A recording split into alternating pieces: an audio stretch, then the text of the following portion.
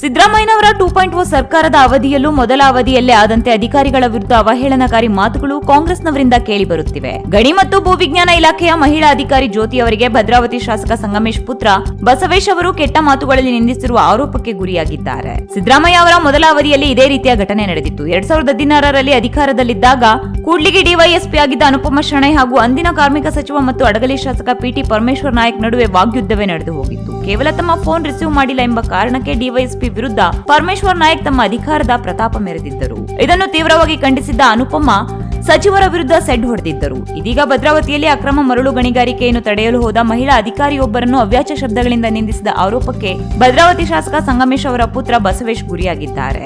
MLA Sangamesh ಅವರ ಪುತ್ರ ಬಸವೇಶ್ ಅವರು ಜ್ಯೋತಿಯವರಿಗೆ ಮಹಿಳೆಯರ ಘನತೆಗೆ ಕುಂದು ತರುವಂತ ಕೆಟ್ಟ ಪದಗಳನ್ನು ಬಳಸಿ ಬೈದಿದ್ದಾರೆ ಎಂದು ಹೇಳಲಾಗಿದ್ದು, ಈ ವಿಚಾರ ಯಾವ ರೀತಿ ಕೊನೆಯಾಗುತ್ತದೆ ಎಂದು ಕಾದು ನೋಡಬೇಕಿದೆ. ಇದು 1 ಮಿನಿಟ್ ಪೊಲಿಟಿಕ್ಸ್.